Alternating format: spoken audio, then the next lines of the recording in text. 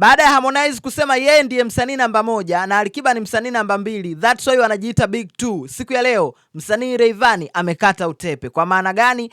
Amesema kwamba msanii yeyote yule anaweza kujiita namba 1, lakini tukija kwenye uhalisia na fact, Rayvanny that's why yeye anajiita Big 1. Kwa sababu gani? Ndo msanii ambaye ameweka rekodi ambaye hakuna msanii mwingine yeyote amewahi kuweka. Kwanza kabisa alikuwa anaongea muda huo kipindi ametoka Toronto kuperform kwenye jukwaa la FIFA. Hakuna msanii mwingine amewahi kuperform. Ndo msanii pekee mwenye tuzo ya BT. Ndo msanii pekee ambaye amewahi kuperform kwenye, msanii wa kwanza Afrika kuperform kwenye jukwaa la tuzo za MTV. Na choka mimi, tumsikilize sisi wenyewe. Wakati tunaongea nikijiita Big 1, nimeshuka tu hapa sasa hivi, nimetoka kwenye show Big Chui Canada, FIFA. Toka miaka kina Remi Ongala watu wanaimba hadi leo. Hajaienda mtu. Unanielewa siji? Toka kina Marijani la Ajabu mpaka leo nimeenda mimi tu. Mtoto wa Mbeya. Ukitaja tuzo ambayo niko nao mimi na miaka 10 hajaikuja tena mpaka leo.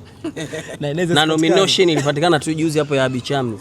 Inaweza kupatikana kwa sababu hii nitakwambia kitu kimoja. Hawa majenzi na watu wanaokuwa wanaweza akawa wanakaja kuwa noma sana. Wakaenda hata kwenye FIFA, wakafanya vitu vingi vina. Naongelea currently right now. Mpaka tunavyoongea muda huu. Mimi na tuzo ya Diafa, one of the biggest awards in Dubai. Hakuna mwingine anayo. Si unanielewa? I'm the only artist sio kutoka Tanzania, kutoka Africa. Nilio wa kwanza kuperform kwenye awards, MTV Awards, Budapest, Hungary. Nilikuwa wa kwanza kutoka Afrika. Rayvanny V Van Boy. Nafikiri alichokiongea hapo kinaeleweka. Hatuna haja tena kuanza kurudia maneno hapa.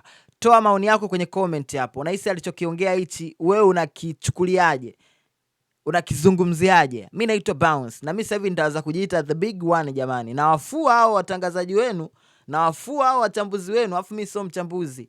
Call me the number 1 entertainment content creator in East Africa, in Central Africa, in West Africa.